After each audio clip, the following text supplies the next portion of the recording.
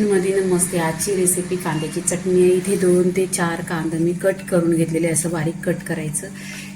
इथे आहे ना काश्मीरी लाल मिरची पावडर 1 चमचा आहे। पूर्णपणे मसाला ह्याच्यामध्ये मिक्स करून घ्यायचं आणि तिखट तुमच्या चवीनुसार, तुम्हाला कमी जास्त पाहिजे तर इथे चवीनुसार मीठ टाकून घ्यायचं।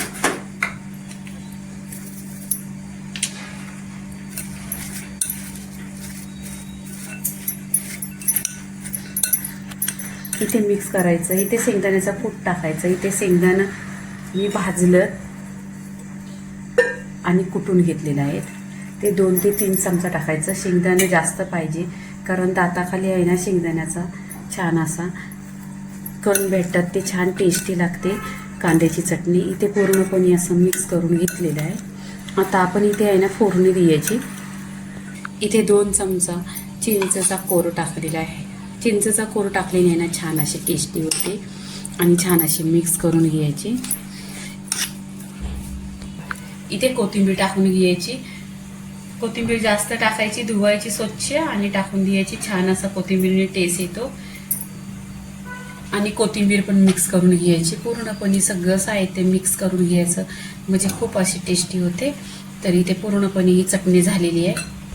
इथे तडका पॅन ठेवलेला आहे, त्याच्यामध्ये 2 चमचा तेल टाकलेलं आहे। तेल गरम झाल्यानंतर कढीपत्त्याची पाने टाकायची। कढीपत्ता छान असा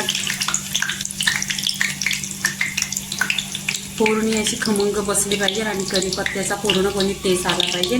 इथे मी लसूण 10 लसणीच्या पाकळ्या टेचून टाकलेल्या आहेत, त्या पण छान अशा तेलात टाकून घ्यायच्या। तेल छान असं करकरवून गरम झालं पाहिजे, म्हणजे छान अशी फोडणी बसेल। फोडणी खमंग बसल्यानंतर आहे ना पूर्णपणे टेस्टी होईल कांद्याची चटणी। तर इथे आहे ना गोल्डन कलरवर आपण लसूण करून घ्यायची। इथे बघा छान अशी गोल्डनपणी लसूण झालेली आहे। इथं करकरवून अशी फोडणी गरम झाली पाहिजे। इथे बघा आता आपण ही फोडणी द्यायची। इथे आता कांद्याच्या चटणीला आपण फोडणी द्यायची। छान अशी फोडणी खमंग बसली पाहिजे, म्हणजे टेस्टी 1 नंबर। बघा इथे कलर बघा एकदम असा आणि खमंग असा खुशबू पूर्णपणे घरामध्ये सुटलेला आहे। तर